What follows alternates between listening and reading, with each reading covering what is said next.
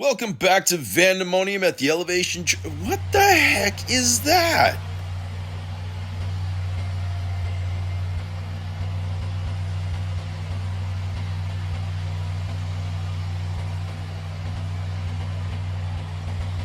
Hey Ajax, I see you modified the Snowcat. Is that a flamethrower? Damn right it's a flamethrower. That's a bit overkill, don't you think? Nothing is overkill when it comes to vans. But you're supposed to help in the recovery of the vans. Oh, Randy's gonna need recovery when I'm done with him. I don't even want to know what that's in reference to. Indy, how about we just recap the scores from last week? Yeah. Last week was a struggle again for some of the drivers. However, there were some bright moments as local reporter Marcus Firegon was able to crack the top 5 in the news van after his interview with Randy. However, at the other end, Tortoise King is now keeping Walter company as he was only able to put up 5 points on the board. It also looks like at this rate we might be staring down the possibility of another northern race-off as a few drivers are sitting on a potential bubble of 16 points. We've seen this scenario before, but we have 3 more heats to go through before it's confirmed. Let's meet the drivers who are up first tonight. Group 12 is led by none other than the Dark One himself, driving a Volkswagen Buzz. He'll be up against another Buzz driven by Bro Can of mainly Diecast, and making it a trio of buses, Wiz from Wizard of Oz Racing brings his microbus into the fray. I think everyone got the same memo regarding paint for these vans. Let's hit the top of the trail for Group 12.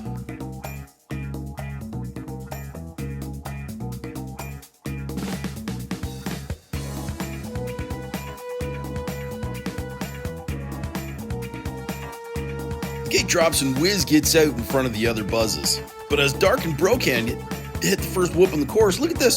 Dark is levitating. The levitation trick throws him right into the board zone and he's done. Wiz, on the other hand, pops a wheelie at the jump and he's thrown for a loop. I can only assume that Brocan is playing avoidance here as he doesn't want to be collected in Wiz's carnage. Probably a good idea, as who knows where getting caught up in a tornado like that is going to land you.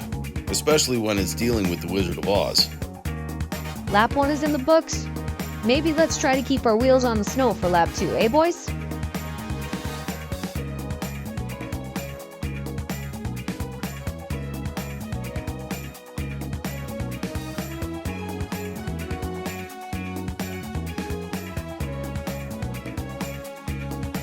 That's a much better lap, as there's a great race between Wiz and Mr. Dark as soon as the gate drops. But keep your eyes on Brocan because he holds back and it pays off big time. You can see how Wiz and Dark get wonky after the jump. They go one way and Brocan goes the other way, and he has a clean line right to the finish. A great run, pockets 11 points for Brocan. Brocan takes the lead over Wiz. Let's go up to the top of the trail for race 3. Hopefully Mr. Dark's got something left in the tank.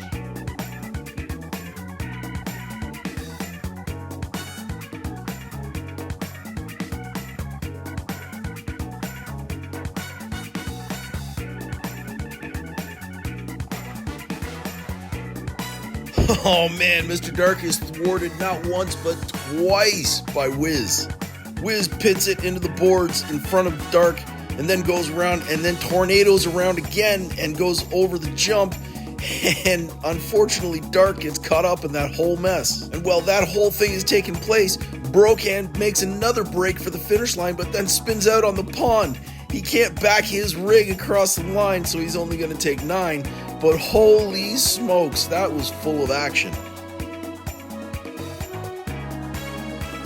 A lot to unpack in that last lap right there, but it's Brocan who takes a group of 25. Wow, what a run by Brocan. The rookie comes through big time and pretty much cements his spot in the next round, while Wiz will most likely have enough with his 17. Unfortunately for Mr. Dark, it's back to the drawing board once again, while Walter and the Tortoise inch ever closer to having their names forever enshrined at the trail. The next group is a bevy of Baja Breakers. Sneaky Bob of Vapor Racing will be going up against Roscoe of Team Johnson 9195, and they'll be joined by Bumpin' Billy of Billy's Midway Racing. I gotta admit, I love the name Bumpin' Billy. Well, let's see if he came here to bum around or to race. Let's go up to the top for Group 13.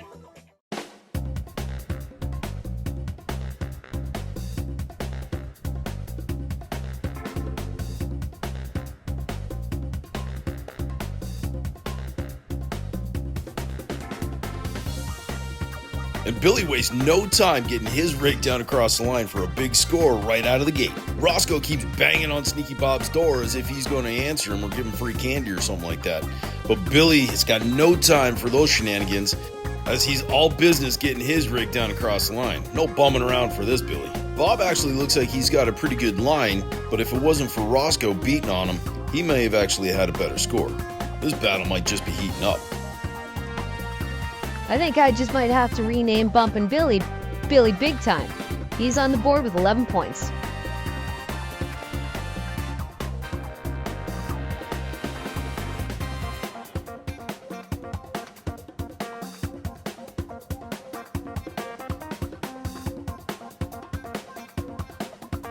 But what the heck happened to Billy there? Billy seems to have gotten all wonky as the gate drops and throws it into the boards and just gets absolutely shattered. Roscoe continues to thump on Sneaky Bob as they come down the top half of the course. And Roscoe's relentlessness throws Sneaky Bob for another loop as they can't land the jump and both throw themselves into the guardrail and the berm respectively. But it's Billy who goes from hero to zero, or at least 1 point, in lap 2. Talk about highs and lows. Billy storms race 1, but then absolute stinks race 2. Hey, Mr. Bob, I know exactly how you feel. Ajax picks on me like that too.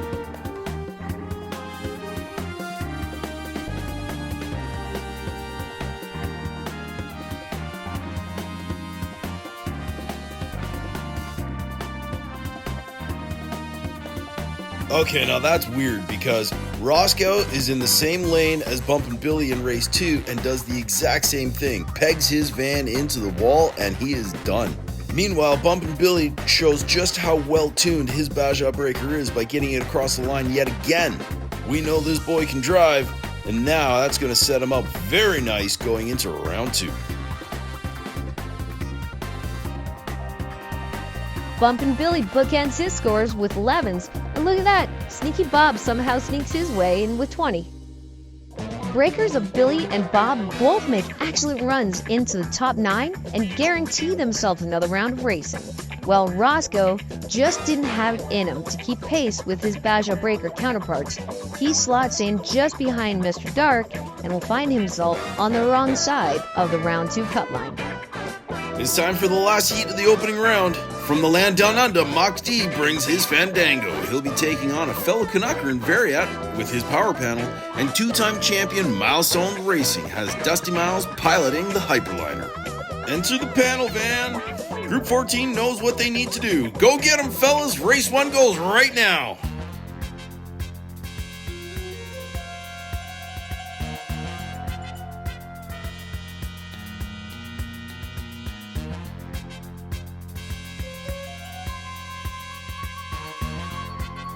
That was wild.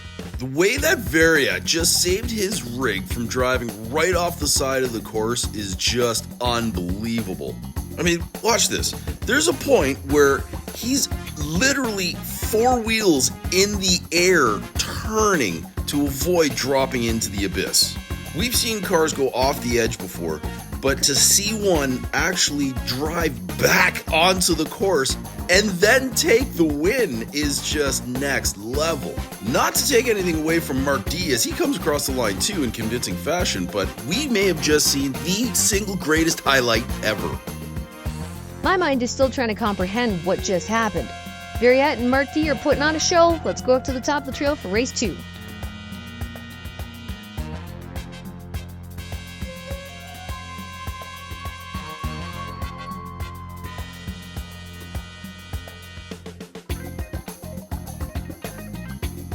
It seems Variat and Mark D want to renew hostilities as they both drive around Dusty Miles as soon as the gate drops, only to come together in a flying V format that sees Mark D used as a plow in front of Variat's truck.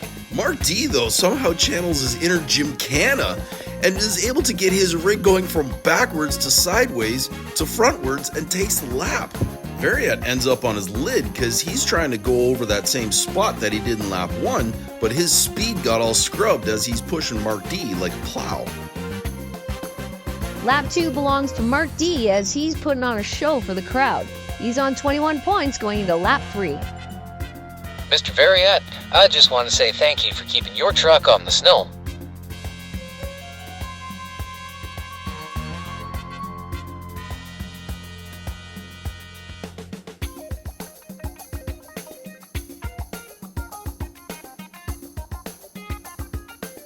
Well, it's a bit anticlimactic, but Variat goes right after Dusty Miles as the gate drops and absolutely smokes him.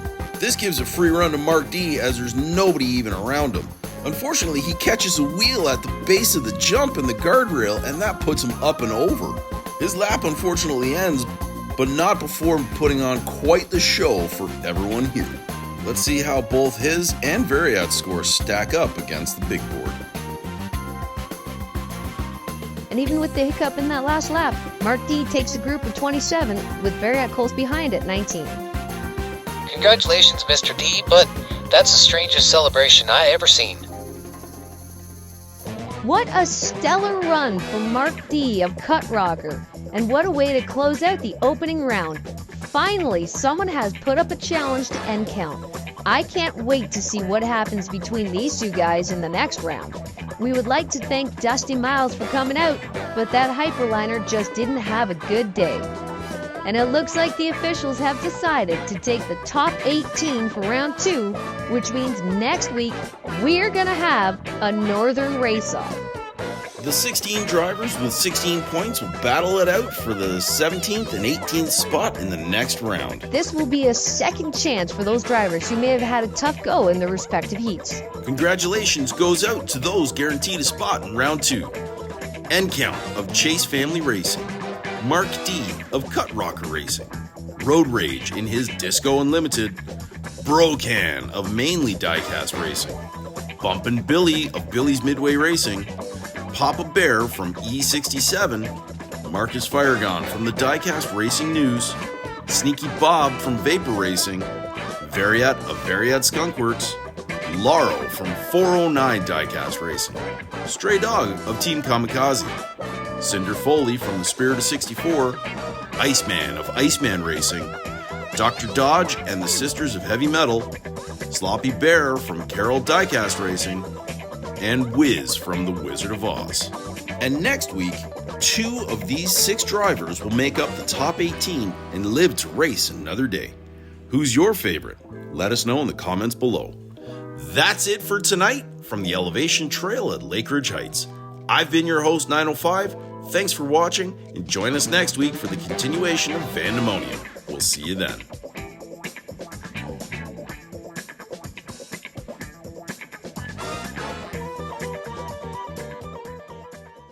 So who do you think has a good shot at next week? My money's on Sam Hall. I think if he can get a couple clean runs, his van should do well. What about you? Big Mike is still giving out free hot chocolates, so that's got to be good for weight, right? What are your thoughts, Ajax? I cannot wait to use the modifications I made to the Snowcat to put another van out of its misery.